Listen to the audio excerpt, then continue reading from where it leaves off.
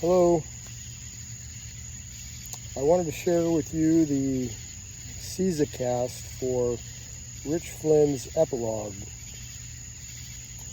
I thought that material was actually one of the coolest CZA projects I got to work on and do for somebody. There hasn't been a whole lot at this point, but in the handful that I have done, I thought in some ways it was the most meaningful, because it wasn't just meaningful to me, but I thought of its impacts and meaning to the person I was basically representing through the material, and what it represented to him and his life's work. Anyway, you can see in the content that it basically is what the title describes. And I had reached out to Rich. We were former colleagues when I had the chance to teach up there at NAPS for a few years. Great experience, one of the coolest things I got to do, teaching math to prospective Naval Academy midshipmen. And I met Rich while I was instructing up there. He was the English supervisor at the time, and had been for many years. Well respected and veteran. Anyway, everybody looked up to him, and if you didn't know him, you wanted to know him. And anyway, I had reached out to him because I had applied for a grant associated with the work I was doing with the website and the business work. And I was asking basically for a letter of recommendation, and I thought the effort that I was working on he would be interested in, and he was immediately supportive, and I really appreciated it. And anyway, I'd also asked him for some recommendations on some other work, but anyway, I received a packet of material in the mail a couple months later, and I didn't really know what it was, but it was a surprise, but a pleasant surprise, getting mail from an old friend like him. And when I opened it up, it was basically what you see in the material.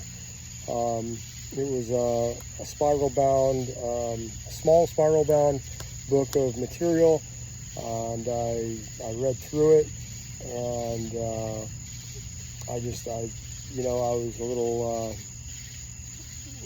caught by surprise, and I immediately felt that it was a very special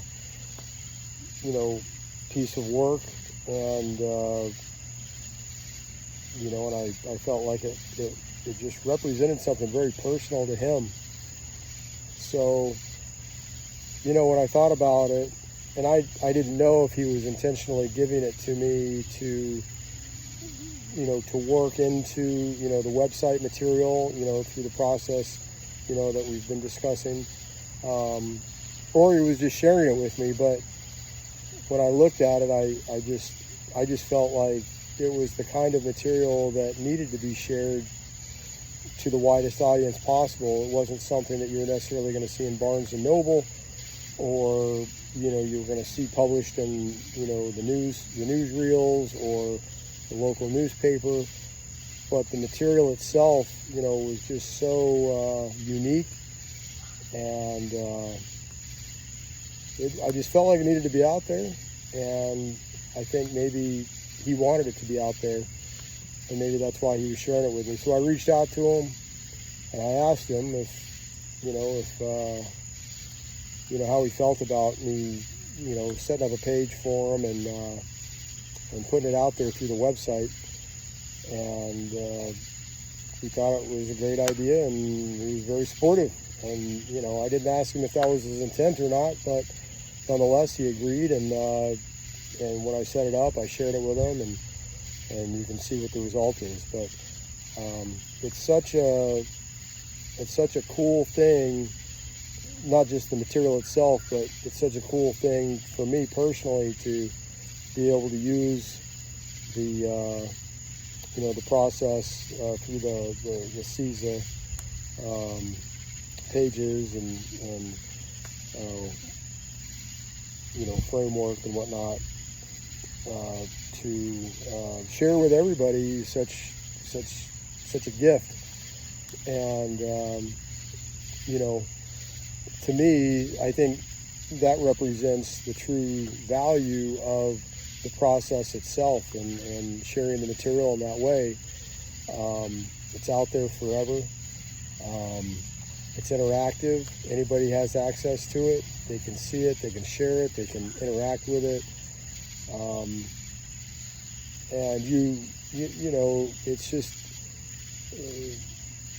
it's hard for me to put into words, what I feel like the purpose of, the CZA process really is meant to do. But if it did have a purpose in my mind, aside from what I described with the book and everything else, it's really to take, content and useful and valuable material like that, not just from the personal nature of it, but to just put it out there for the world to have at its fingertips, and take something away from it, learn from it, and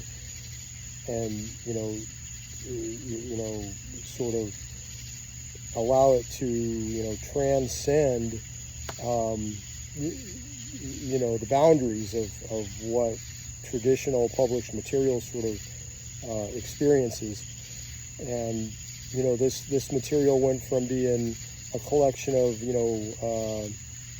isolated works that he found in his office when he retired, to him compiling it into his epilogue, and now it's that's out there for everybody anywhere in the world and any time. And it's just I get real excited about it. So it represented for me a real unique experience, and putting that together for him. It's his work. His work and other works that I do and intend to do in the future.